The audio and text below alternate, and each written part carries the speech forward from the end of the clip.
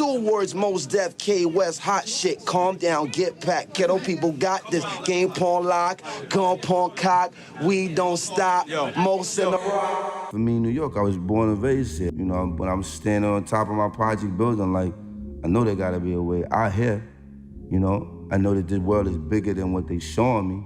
And I didn't want to be a gangster. I just loved music. MCing was that thing that's like the first time that I did it, I excelled at it. This is what I'm here to do. This is Allah's gift to me. Yasin Bey, Dante Terrell Smith, or Mos Def, was born on December 11th, 1973, in Brooklyn, New York. He grew up in the projects of Bed-Stuy, a place notorious for drugs, gangs, and violence. Used to be an ice cream stand there. Oh, that's where they sell crack now. This is good stuff. Don't cost you more. It's all right. Got it all here. That's where Jerry and Becky Rosenthal got married. Yeah, that's where PDP got Tisha T pregnant. That's where Jacob Cohn got shot 30 years ago. Oh, that's where that guy's about to get shot right now. It was a tough environment, to say the least. Despite this, Mos Def would turn to music. What were the things about, your childhood that made you respond to music? You know, my dad's a musician and an artist, and I sang in the choir. It was just sort of like this, in me. First hip-hop song I remember hearing was It's Like That. I was in the Bronx. It was 1979 or 1980. I was walking with my mother and my brother, and we came to the intersection of some street in the Bronx, and there was this little, in the middle of the block, there was this open doorway. It was middle of the day, and the sound was coming out of the doorway, and we all just stood there for about a minute or two just listening to It's Like That. And I was like, wow, what is that? That was intense. There was nothing else that sounded like that anywhere. That was my first experience with hip-hop. Mos Def went on to form the hip-hop group Urban Thermodynamics with his brother DCQ and friend Cess.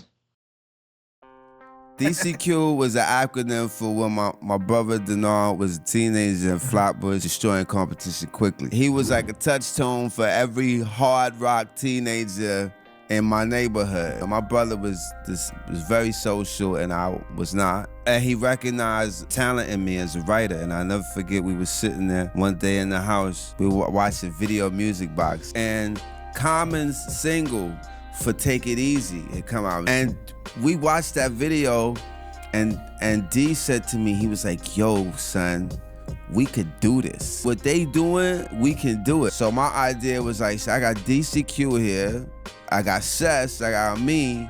We could be like a Brooklyn version of the Fugees, but like, more rough. They responded to Cess's voice, they responded to DCQ's persona, and it responded to me and my voice and my writing. That was the beginnings of UTD. UTD went on to release just one album called Manifest Destiny. The album didn't perform super well and didn't really stand out among the sea of other albums. It did, however, set the stage for Mos Def's rap career moving forward and gave him some underground recognition. This is also when Mos Def met Talib Kweli. Mos Def was somebody who was in Washington Square Park when I was coming up. And he was an MC from Brooklyn, so I related to him on that. But Washington Square Park was like a mecca of freestyle and battle MCs, and Mos used to be on his way to a movie audition or a commercial, and he would stop in the park. He would have a suit on, and he would stop in the park and jump in the cypher. We was acquaintances. Mos is a couple years older than me, so I was looking at him like, okay, that's that Mos Def dude. And then he put out a record called Urban Thermodynamics with his brother and his girl named Cess, and they were playing on Video Music Box all the time, so it became something of, I know him. It was like proud of knowing someone, and that's our initial relationship. This next clip is 100% how Mos Def and Talib Kweli met. Slim brown skin I be, standing 5'10" I be, rocking it when I be in your vicinity. Raw style synergy, recognize symmetry. Come try to injure me, broke them down chemically. Ain't the number 10 MC, talking about how when I be, styled it like Kennedy, late like a 10 to 3. When I say when I be, girls say when I key, cause this the 10 to be.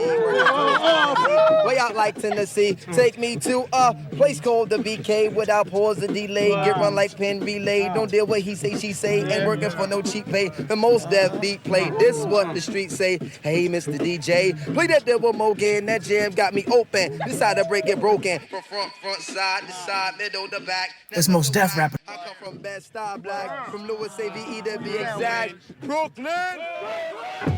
I'm Talib Kweli. Hey yo, what up, Talib? Most Def. Talib Kweli. Together, they are Black Star. Most and Kweli were the perfect match for each other. Both loved rap, but beyond that, they both loved acting, poetry, and reading. Remember how I told you that Most Def's UTD album didn't stand out much? Well, the Black Star album did the opposite. It stood out big time. In an era of hip-hop known as the bling era, where being flashy and flexing your chains was the norm, you had this Black Star group that did the opposite. Just take a look at this versus this. I mean, just look at it. They're recording a music video inside a van. People were hip to us and got down with us based on the strength of seeing us perform and based on the strength of the music. You know, it's like it was just Black Star. You know what I'm saying? Like, and people reached out for it, and you know, the response was a little bit surprising because it's like it feels like you're in a dead-end industry with the music industry because people tell you, oh, y'all not talking about selling crack, y'all not doing this, y'all don't have no naked girls in your video, so y'all not gonna go nowhere. You know what I'm saying? You get people saying that all the time, and if you're not a strong-minded or strong-willed person, that could really affect you. We trying to have fun, man. You know, we just want to have a good time, but we don't want to hurt nobody while we doing it. You know, we don't want to hurt ourselves. After giving this album a listen, the main thing that stood out to me was the amount of bars that made me pause and really think about what's being said more deeply. Like this line in Respiration. Kweli says, "Look in the skies for God, what you see besides the smog is broken dreams flying away on the wings of the obscene, thoughts that people put in the air, places where you could get murdered over a glare, but everything is fair. It's a paradox we call reality, so keeping it real will make you a casualty of abnormal normality." There are plenty more examples, but for the sake of time, I'll keep it at that. Overall though, it's a great album, with a mix of conscious tracks such as Thieves in the Night and fun tracks like Definition. This album has definitely stood the test of time and was a launchpad for Most Def's rap career moving forward. After the Black Star album, Most Def went on to make a solo album. Just a year later, Most Def would release Black on Both Sides. With singles like Umi Says and Mathematics, the album would peak at 25 on the Billboard Top 200. The album is similar to the Black Star project sonically, but is more personal and offers a gateway into Most Def's experience coming up in Brooklyn. The album has themes of fear, love, politics, racism, and transcending where you're at in space and time. I love this album. There's a line that I really like from the song Love. At the beginning of the track, Most Def says, "They say the goodness in life belongs to those who believe. So, I believe." To me, this line perfectly encapsulates this album and Most Def's demeanor towards life in general. Overcoming fear, choosing love, and believing in yourself and what you're doing. This album stands above all of Most Def's works until or since. It's one of my favorite albums, and if you haven't listened to it already, especially if you're a fan of hip-hop, go check it out. Black on Both Sides. How do you feel that album holds up in your mind? It's a great record to me. I mean, it changed so much for me. I said one of the greatest things in my life. And I'm glad that they're still interested in it and people are still appreciate it and feel like it's worth their time. So I'm really grateful. A lot of your tracks over time also deal with fear. Why is that such a recurring theme? Well, I mean, I talk about life. I don't think fear is necessarily a recurrent theme. Love is certainly is. Maybe you talk about overcoming fear? Certainly. We grew up in tense environments. The darker elements, the shadows are always present, but the light is not afraid of the dark. And you say that at a time when a lot of people in America are obviously dispirited about leadership in government, politics. And do not be dismayed. You are here. So there's an opportunity to do something beautiful today. So be great today. As great as you can, personal best. Be cheerful. Strive to be happy. Oh, life is what you make it. So darling, my dear, try and make it. I know that you can. After Black on Both Sides, Mos Def would take a step back from music for a while and focus on his acting career. He played prominent roles in Bamboozled, The Italian Job, and The Hitchhiker's Guide to the Universe. But in 2004, he would come back to music and release The New Danger. This album is interesting. It's by far Mos Def's most experimental album and kind of all over the place. It has a heavy rock influence with electric guitars and blues and soul influences as well. However, it is still very much a hip-hop record. Where the Black on Both Sides album felt like Mos Def was dipping his toes into experimental sounds and ideas, in this album, he dove right in. Overall, I think this album is pretty good. It shows that Mos Def isn't afraid to step outside the box and make music he wants to make, regardless of what anyone thinks about it. The New Danger was originally the Blackjack Johnson album, and it was made with members of the Blackjack Johnson Band, featuring Bernie Worrell from Parliament Funkadelic and Will Calhoun and Doug Wimbish from Living Color. And Dr. No from Bad Brains. What made you decide to celebrate the past in Black music, looking backward to forward? I grew up listening to rock and roll. Living Color had a big impact on me. Bad Brains had a huge impact on me. Of course, Parliament had a huge impact on me. I was interested in musicianship. Around that time, Limp Bizkit and all these other groups were coming into prominence for like rhyming badly over kind of like, you know, what I didn't consider like actual rock and roll, so to speak. You know what I'm saying?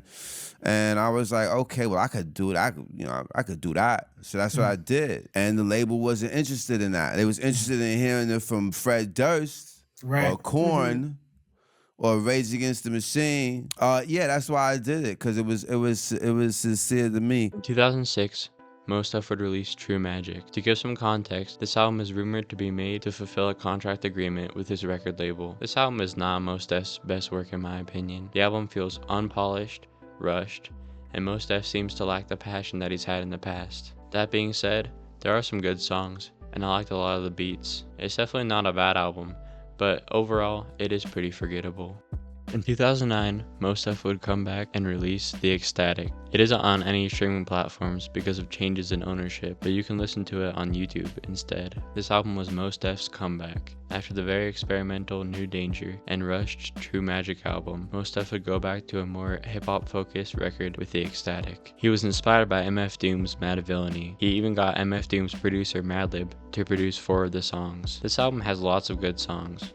My favorite has to be Auditorium featuring Slick Rick and Madlib. Overall, I think this is a good album. A lot of people seem to really like this album, and the general consensus is that this is one of Mos Def's better albums. This is a clip of Mos Def in studio during the recordings of The Ecstatic. He rhymes as weird as I feel. Like, dude, I swear to God, when I saw that Mad Villain record, I bought it on vinyl. I didn't even have a record player. I bought it on vinyl just to stare at the album. And I stared at it and I just kept going, I understand it. I was like, I understand. Borderline schizo, so does flying tits though, Porter grind, quarter to 9, let's go. Ever since 10-11, glad he made a brethren. Then the slash down 7, alligator 7 at the gates of heaven, knocking no answer. The most hated God who perpetrated all favors, demonstrated in the perforated rod labors. With raw in all quad flavors. Lord save us. In 2011, Mos Def will legally change his name to Yasin Bey. From this point on, I will be referring to him as that. In 2013, Yasin would take a trip to South Africa using a visitor's permit. He tried to leave 11 months later using a rolled passport, and when he did, he got detained and was not allowed to leave the country.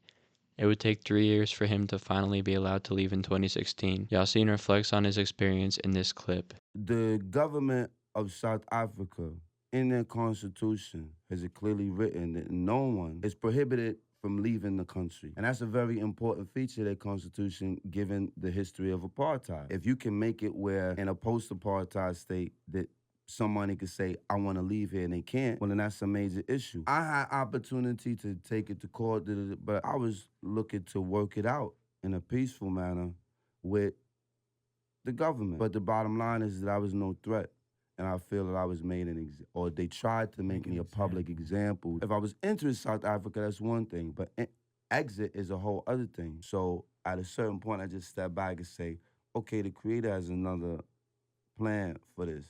And there's something that needs to be addressed here. And perhaps he's using me in this moment to be able to address it. I had beautiful experience in Africa. I had beautiful experience in Cape Town with the people, with the culture. It's amazing. It's a real gift. An opportunity to see so much of the continent and to see it from a perspective of somebody who grew up in Roosevelt Projects. You know, it's like priceless. Yasiin Bey would take a long break without releasing an album until May of 2022, when he would reunite with his Black Star duo, Talib Kweli, and release No Fear of Time. This album is different from any other album I've heard. The vibe feels pretty similar to the previous Black Star album, but this one is unique. It's laid back, mellow, and in certain parts while listening to it, I got entranced by the beats, and felt like I was in a new place entirely, just floating around. It was a very relaxing listening experience. I was also a fan of the lyricism and beats. Overall, I really enjoyed this album and thought it was a good listen. The space thing, I wanted to talk about the space thing for a second because that was really interesting to me. And so for the new album, you were like, yo, I want to get the sound of space and put it throughout the album. And I'm like, okay, so I hit up the engineer. And we started talking. The engineer, you know, he has an engineer. Shout out to Federico. He has a very engineer mentality, as he should. That's his job. And he's like, well, technically, from his research in science, space sound doesn't exist in space, is what he came back with me. And you pushed back on that in a very interesting way. And we ended up getting the sound of space on the record. But I wanted you to break that down. The going notion was that space was without sound. There was, there was this quiet void, this noiseless void. Not only is a space not without sound, but it's full of vibration. I mean, which stands to reason, which is, that makes sense. That feels right. It's like we live in a world full of vibration. We're making vibrations even when we're silent, so to speak. There's a sunrise song that says music is silence too, and silence is a big part of music. Like without silence, you can't really make sound. So silence is a component of sound as well. Yasiin Bey, or Mos Def, is a lot of things. He's a singer, songwriter, actor, and artist. He's creative, different, and introspective. But I would say the thing that stands out the most is how perceptive he is to the world around him and how well he's able to capture what he sees in his music, movies, and interviews. I listen to a lot of his interviews, and it amazes me how wise he is and how much I gain from listening. He's a special person who isn't afraid to try something new and speak his mind no matter what the consequence.